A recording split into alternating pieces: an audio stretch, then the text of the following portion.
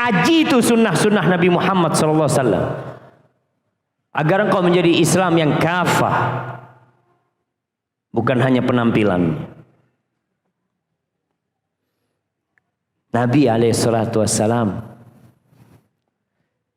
beliau tahu dengan kondisi wanita. Wanita itu punya hati yang harus diisi. Kayak gelas gini nih.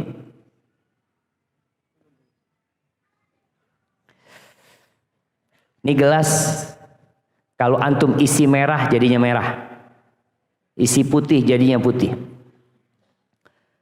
Ketika hatinya kosong nggak diisi, dia akan mencari pengisi yang lain. Maka kenapa banyak wanita-wanita akhirnya bertemu dengan kawan-kawan lama dia, kawan SMA, reuni ini itu, kemudian dia minta cerai sama antum. Hah?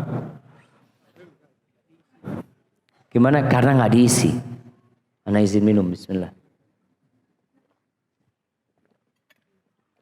Alhamdulillah. Nabi SAW mengisi itu. Ngobrol sama istrinya, memuji istrinya, menyanjung istrinya, mengungkapkan cinta. Perempuan itu kadang-kala takut suaminya udah nggak cinta lagi sama dia. Bismillahirrahmanirrahim. Nah, antum udah nikah? Alhamdulillah. Berapa tahun nikah? Berapa? Wah, 99. Masya Allah, kasih hadiah. Ana mau tanya nih, kapan terakhir ngomong cinta sama istrinya? Tahun lalu bang? Tahun lalu kira-kira? Oh, beberapa tahun yang lalu malah. Tuh kita kadang-kadang jamaah udah lama nggak ngomong cinta sama istri. Udahlah, sekarang masalah hak dan kewajiban aja lah. Sama-sama bosen. Astagfirullahaladzim. Nabi SAW ditanya oleh seorang sahabat. Amr bin As bertanya kepada Nabi SAW, "Ya Rasulullah, ayyun nas ahabbu ilaik?" Manusia mana yang paling kau cintai? Aisyah. Beliau ungkapkan itu jamaah. Karena wanita itu nunggu engkau mengucapkan cinta kepada dia. Khususkan waktu. Lagi makan malam, anak-anak udah pada tidur ya, pandang wajah istrinya walaupun udah mulai keriput-keriput ya, dia lihat. Dek, entah kenapa ya, aku kok tambah cinta sama kamu. Masya Allah. Itu besok antum sarapan zen, enak sarapannya, Masya Allah. Sepekan itu Allahu Akbar. Dia akan cerita sama sohib-sohibnya, cerita sama teman-temannya. Kadangkala kita lupa. Al-kalimatut thayyibah shadaqah. Kalimat yang baik itu sedekah. Dan sedekah yang paling mulia untuk siapa?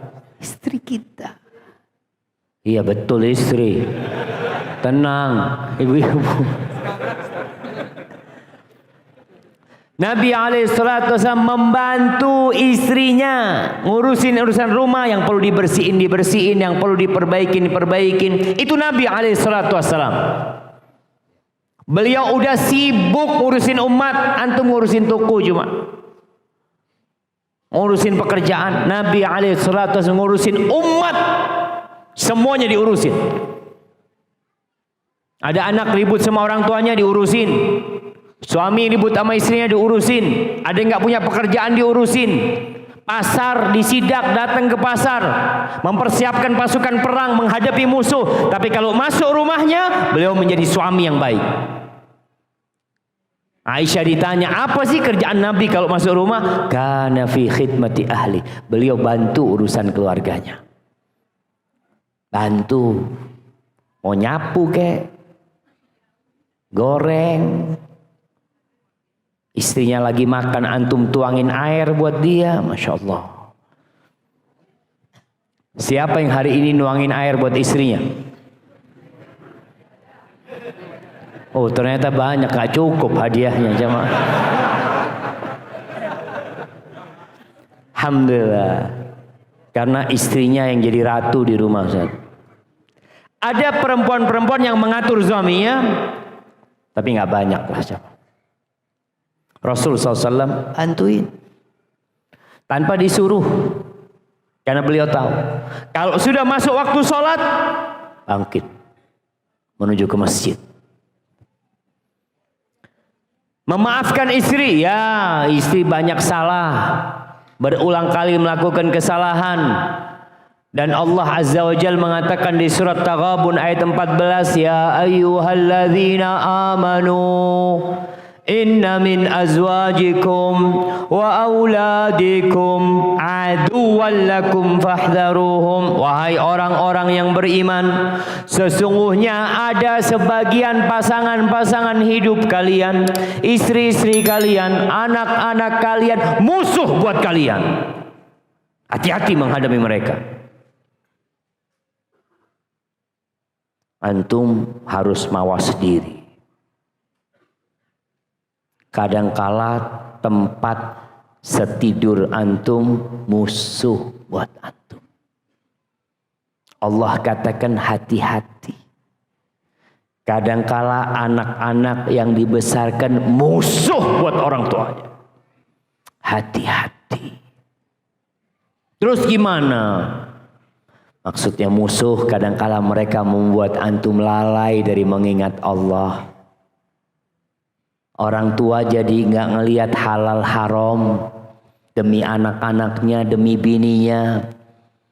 Orang tua merantau jauh meninggalkan keluarganya, lupa mendidik anak-anaknya. Istri ngomong, bang abang nggak pulang nggak apa-apa, yang penting fulusnya kirim. Insya Allah. Ada perempuan yang kayak gitu jemaah? Ada apa nggak ada? Ada ibu-ibu. Istri kadangkala, bang udahlah daripada abang tiket pesawat apa kirim fulus. Nggak tahu suaminya kawin lagi di Jakarta. Ayo siap kirim fulus. Ada yang musuh membuat suami jadi nggak ahli ibadah. Fahdaruhum. Tapi kata Allah, wa in ta'fu wa tasfahu wa taghfiru fa innallaha ghafurur rahim. Tapi kalau kalian memaafkan, kalian benahin istrinya, kalian ampunin kesalahannya, nggak usah dihukum tuh perempuan, kasih tahu yang benar. Sesungguhnya Allah Maha Pengampun dan Maha Pengasih. Kita pun banyak salahnya sama Allah. Kayaknya udah banyak pertanyaan yang masuk jemaah. Kemudian ucapan terima kasih. Ucapkan terima kasih. Nabi SAW mengatakan, la yashkurullah man la yashkurun nas. Tidak bersyukur kepada Allah orang yang tidak pandai berterima kasih kepada manusia. Antum bisa bayangin bagaimana baiknya istri kita sama kita. Ana nggak tahu istri antum. Tapi anak tahu bagaimana istri anak pagi-pagi bangun, bikinin minuman, bangunin anak-anak, suruh sholat anak-anaknya. Yang nggak mau bangun dibawa berdiri ambil udhu, diajarin sholat, habis sholat diajarin ngaji, sarapan udah siap. Antum mau berangkat kerja nggak perlu nyetrika, baju udah setrikaan, masya Allah. Sepatu siap, sandal siap, ada bekal dibawain. Antum mau bayar berapa buat istri kalau kayak gitu? Antum tempat kerja, istri jagain anak-anak kita, ngajarin anak-anak kita. Kalau anak-anak harus diantar sekolah, dia antar sekolah. Nanti pulang kerja, antum tahu-tahu meja makan udah siap. Allahu Akbar. Setelah itu nggak perlu cuci piring antum. Piring selalu bersih. Anak-anak nangis, anaknya nangis. Minum kopi antum. Insyaallah. Anaknya nangis. Subhanallah, belum dia melayani antum di malam hari. Terus kerjaannya seperti itu. Pernahkah antum mengucapkan jazakillah khairan, makasih istriku, engkau mau mendampingiku selama ini, mendidik anak-anakku, masya Allah. Antum kalau harus bayar, kira-kira berapa antum bayar? Makanya kalau ada perempuan yang bekerja lalu beranggapan dia lebih utama, lebih mulia daripada wanita yang jadi ibu rumah tangga, coba bandingkan beban kerja dua manusia ini. Bandingkan. Ada perempuan kerja sebagai resepsionis hotel umpama, dengan ibu rumah tangga yang punya anak 2. Lebih berat mana kerjaannya, jemaah? Resepsionis cuma berdiri ketawa. Fadhal. Itu urusan anak 24 jam, antum kerja 8 jam. Kalau antum harus bayar istri antum sebagai tukang masak, berapa bayaran chef di sini, jemaah? Hah? 2 juta, chef 2 juta. Kalau antum mau bayar istri antum sebagai babysitter, laundry, tenang dulu baru dihitung nih. Ibu-ibu sudah ngomong laundry, Ustaz, laundry. Ya, laundry. Babysitter berapa? Sama 2 juta, 4 juta. Laundry, tukang cuci, pembantu di rumah 2 juta juga, 6 juta. Supir yang nganter anak sekolah 1 juta, 7 juta. Kemudian guru ngaji paling sedikit bayarannya 300. Oke, nggak apa-apa, 7 juta 300. Kemudian satpam yang jagain rumah berapa dibayarin? 2 juta. 10 juta antum kira-kira bayar istri. Ibu-ibu kasih berapa sebulan? Ibu-ibu cukup dikasih syukron, jazakillah khairan, tapi kita tidak pernah mengucapkan itu, jemaah. Sekali-kali antum berangkat bikin piagam ucapan terima kasih, bawa kepada istri. Terima kasih engkau telah memasakkan buat aku selama 20 tahun. Insyaallah. Piagam memasakkan. Besok antum bikin lagi.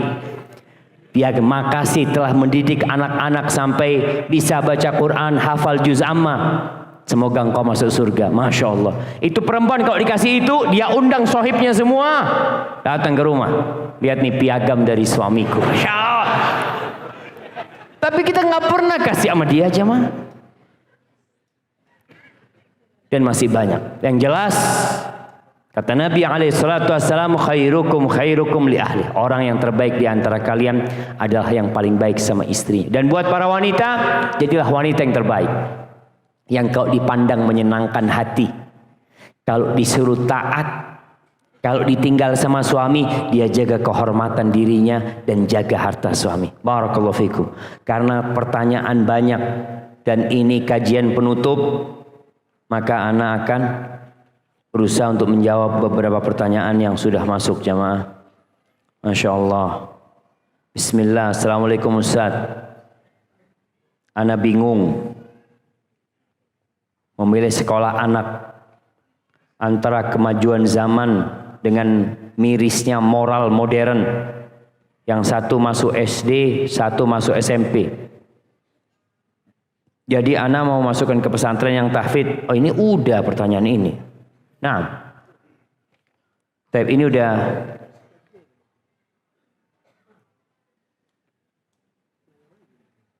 bukan, mungkin dia nggak dijawab di pertanyaan sebelumnya. Alhamdulillah saya telah mengenal manhaj yang hak ya Ustaz.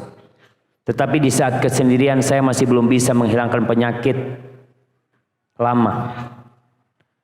Saya itu ketergantungan hal yang berbau seks, melihat hal-hal yang diharamkan. Terkadang saya sadar maka saya bertobat di hadapan Allah dengan menangis. Tetapi selang berapa lama saya kembali pada penyakit lama itu. Dan itu sudah berlangsung terlalu lama dan berkali-kali. Mohon beri saya nasihat Ustadz dan cara meninggalkan penyakit ini. Yang pertama, ketika antum sendirian jangan pernah merasa sendirian. Antum sedang dalam pengawasan. Perasaan sendirian itulah yang membuat godaan setan jadi kuat. Ketika ada CCTV, antum gak akan berani melakukan dosa.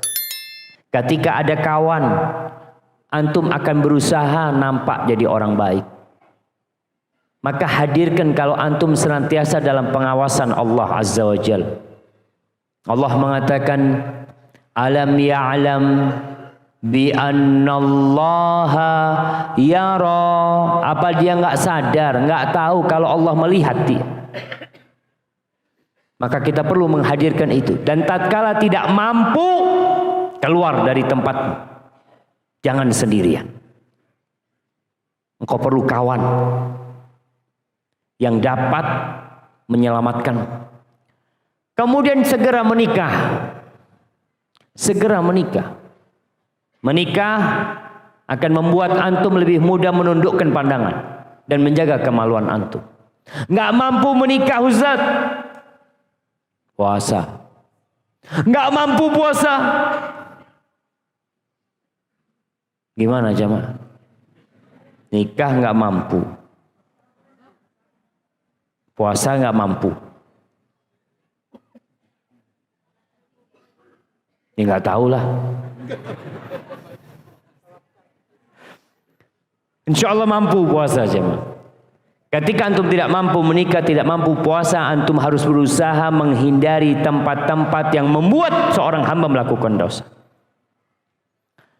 Semoga Allah menyelamatkan kita. Dan doa yang diajarkan Nabi SAW, Allahumma inni a'udzubika min syarri sam'i wa min syarri basari wa min syarri lisani wa min syarri qalbi wa min syarri mani. Ya Allah, aku berlindung kepadamu dari kejahatan pendengaranku, kejahatan pandanganku, kejahatan lisanku, kejahatan hatiku, dan kejahatan kemaluanku. Berlindung Allah SWT. Bismillahirrahmanirrahim. Assalamualaikum warahmatullahi wabarakatuh. Ustadz, alhamdulillah. Ini banyak banget ya. Setelah menikah, ana mulai bernikop. Alasannya karena ana ingin menjaga diri dan hanya ingin kecantikan ana dipandang oleh yang hak, yaitu suami ana sendiri. Sehingga ana rawat diri ana hanya agar suami bahagia melihat ana dan pastinya ingin dipuji cantik. Tapi Ustadz, ternyata ana jarang sekali dipuji cantik. Sampai ana sering sebel sendiri. Dan ternyata Ustadz, suami ana malah chatting sama akhwat lain.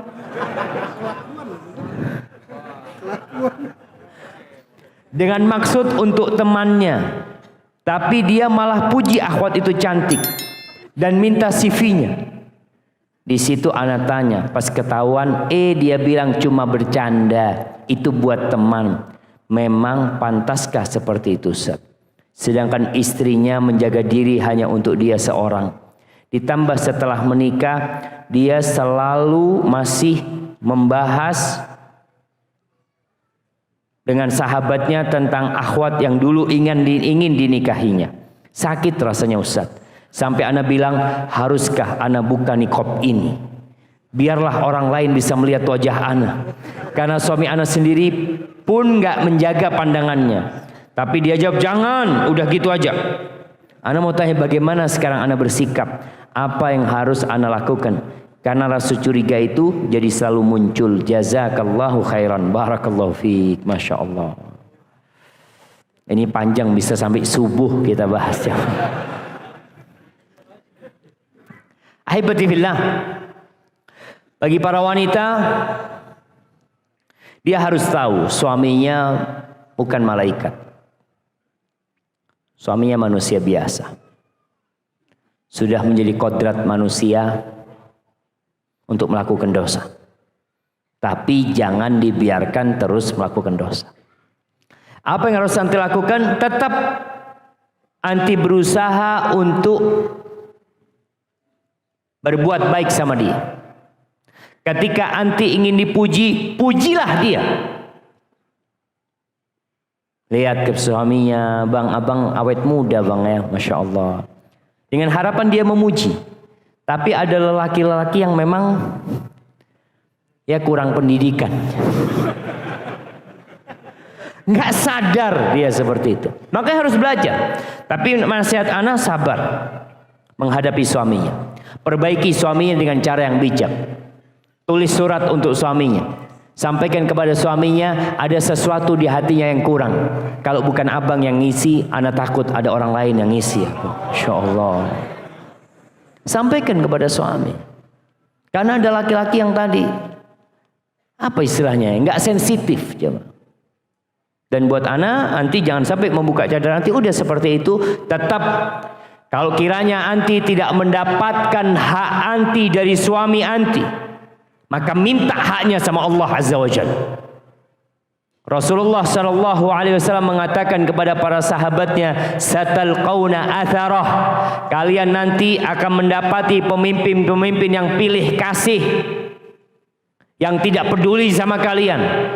Dia menuntut hak tapi tidak melaksanakan kewajibannya. Lalu apa sikap kita ya Rasulullah? Atuhum haqqahum, berikan hak mereka. Terus kita fasalullah alladzi lakum, minta hak kalian sama Allah Azza wa Jalla. Jadi ketika istri tidak mendapatkan haknya dari suami, dia punya Allah Rabbul Alamin, minta haknya. Seorang istri yang taat patuh sama suaminya, menjaga pandangannya, selalu tampil cantik, menyejukkan hati suaminya, sholat yang 5 waktu, puasa Ramadan, maka dia akan dipersilahkan untuk masuk surga dari pintu mana saja yang dia inginkan. Jadi jangan sampai karena tidak mendapatkan hak dari suami, dia melakukan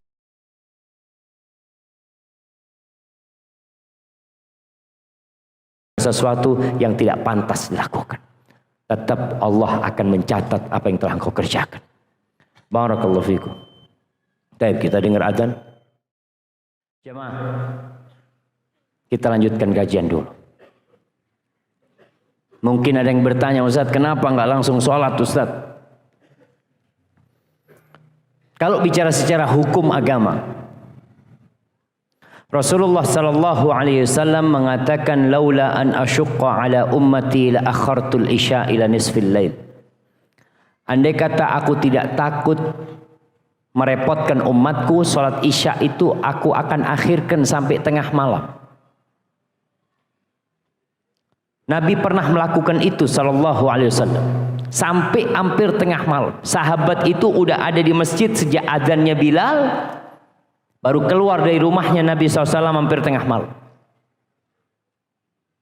Beliau mengatakan, kalian ini tidak ada satupun orang di muka bumi ini yang sedang dalam kondisi seperti kalian kecuali kalian nunggu sholat. Orang yang menunggu sholat terhitung sedang sholat. Malaikat terus berdoa mengatakan, Allahumma arhamhu, Allahumma gfir lahu. Terus penantian dia ke sholat berikut. Dan Nabi SAW mengatakan tentang amalan yang paling dicintai Allah adalah as-salatu ala waktiha. Salat